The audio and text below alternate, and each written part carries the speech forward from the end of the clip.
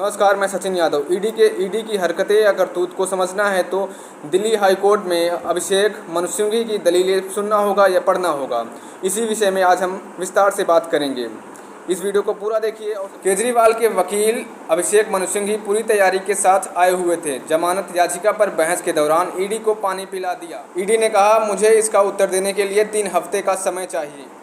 केजरीवाल के वकील अभिषेक मनु सिंघवी पूरी तैयारी के साथ आए हुए थे। जमानत याचिका पर बहस करने के दौरान ईडी को पानी पिला दिया और ईडी ने जवाब दिया।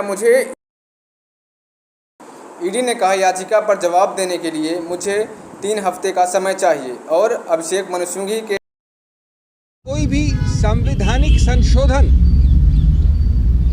मूल ढांचे के विरुद्ध है तो संवैधानिक संशोधन भी असंवैधानिक करार किया जा सकता है।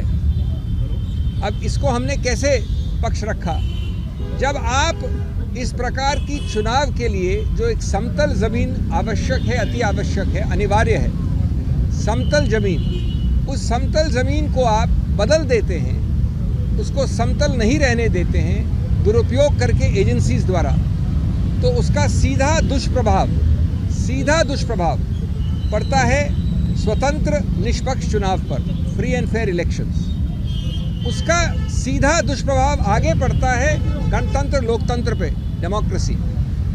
और स्वतंत्र निष्पक्ष चुनाव या लोकतंत्र गणतंत्र दोनों उच्चतम न्यायालय ने केशवानंद भारती के समय से कहा है, बार बार कहा है, मूल ढांचे के एक अभिन्न अंग हैं। तो जब आप समतल ज़मीन को बदल देते हैं, नॉन समतल बना देते हैं दुरुपयोग करके एजेंसीज का, तो आप सीधा उस मूल ढांचे पे प्रहार कर रहे हैं, असंवैधानिक गैर कानूनी प्रहार।